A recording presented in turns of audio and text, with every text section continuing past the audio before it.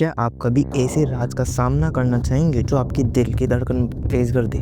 एक ऐसी कहानी जो सिर्फ एक वार्निंग नहीं बल्कि एक असलियत है। आज की स्टोरी है कमला की, एक ऐसी आत्मा जो अपनी अधूरी इच्छा पूरी करने के लिए आज भी इस दुनिया में भटक रही है। जो इस राज तक पहुंचता है वो कभी वापस नहीं आता। आप तैयार हो इस रहस्य का सामना करने के लिए? कमला की हवेली का राज। पिपलिया गांव के बाहर एक पुरानी हवेली थी जो पूरी तरह से जंगली झाड़ियों से घिर चुकी थी। लोग उस हवेली को कमला की हवेली कहते थे। हवेली के आसपास का एरिया हमेशा खामोश और थोड़ा ठंडा रहता था, जैसे वहाँ जिंदगी का नामो निशान ही ना हो। लोग कहते थे कि इस हवेली में रात के वक्त अजीब सी आवाज़ें आती, कभी हंसी की, कभी रोते हुए और कभी कभी एक औरत के गुनगुनाने के। गांव के बड़ों का कहना था कि यह हवेली एक अमीर जमींदार की थी, जिनकी बेटी कमला अपनी शादी के एक दिन पहले ही एक दरवाजे के पीछे मुर्दा पाई गई थी। पर सवाल ये था कि उसकी मौत क्या उसने सुसाइड किया या उसका मर्डर हुआ? ये सवाल आज तक एक राज ही रहा। पर एक बात सबको पता थी, जो भी इस हवेली में गया कभी वापस नहीं आया। गांव के 3 जवान, राज, मोहित और दीपक, हर बात को मजाक समझते थे। कमला की कहानी उनके लिए सिर्फ एक पुरानी कहानी थी, एक गाँव के लोगों का डर का नतीजा। एक रात राज ने कहा, चलो आज कमला की हवेली का सच पता लगाते हैं, अगर कुछ हुआ तो भाग लेंगे। मोहित और दीपक पहले ही हेजिटेशन में थे, पर राज के कहने पर वो तैयार हो गए। अमावस की रात थी, चांद आसमान में था और उसकी रोशनी हवा के कारण हल्के हल्के धुंध में छुपी हुई थी। रात के 12 बजे तीनों हवेली के गेट के सामने खड़े थे।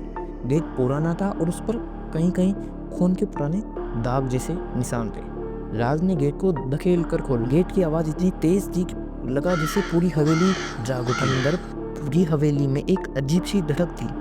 दीवारें पुरानी और टूटी हुई थी, उन पर कमला की पुरानी फोटोज लगी थी। हर फोटोज में कमला एक दुल्हन के रूप में थी, पर उसके चेहरे पर एक अजीब सी उदासी थी। और एक फोटो अचानक आप गिर गई। दीपक ने कहा, अरे यार हवा चल रही होगी। लेकिन जैसे ही मोहित फोटो उठाने के लिए नीचे झुका, उसे लगा जैसे किसी ने उसका कंधा पकड़ लिया। मोहित सीधा खड़ा हो गया और बोला, मुझे लगता है कि हमें वापस चलना चाहिए। और राज बोला, कुछ नहीं होगा, डरने की जरूरत नहीं है। एक बड़े कमरे के अंदर तीनों गए।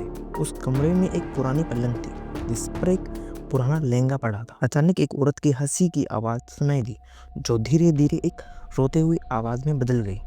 मोहित ने कहा, यह आवाज़ कहाँ से आ रही है? तभी पलंग के नीचे एक साया दिखाई दिया। वो साया धीरे धीरे उनकी तरफ बढ़ने लगा।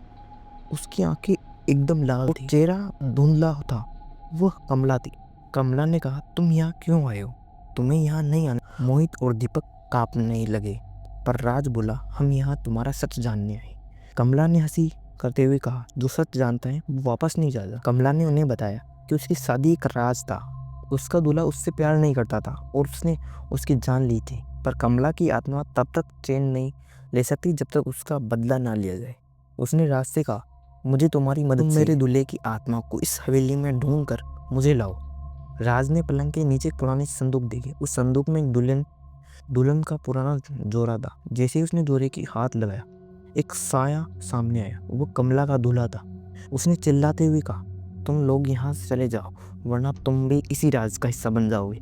पर कमला की आत्मा का अब तुम्हारा साया खत्म हो गया। वो साया कमला की आत्मा में समा गया और एक जोर की हवा चलने लगी। हवेली एकदम शांत हो गई। राज, मोहित और दीपक हवेली के बाहर भाग गए। पर जब गांव के मंदिर में पहुंचे तो पंडित ने उनसे पूछा, तुम लोग 3 गए थे पर वापस तो 2 ही आए हो, राज कहाँ है? मोहित और दीपक ने पीछे देखा, पर राज उनके साथ नहीं था। कमला की आत्मा ने राज को अपने साथ ही ले लिया और उस राज का एक नया हिस्सा बन चुका था। तो दोस्तों, यही थी कमला की कहानी। क्या आप सोचते हैं कि राज ने सही किया, या उससे कमला की हवेली में कभी नहीं जाना चाहिए था? अगली बार एक और डरावनी कहानी के साथ मिलते हैं। तब तक याद रखना, हर हवेली के पीछे एक राज होता है जो शायद कभी समझ नहीं आता।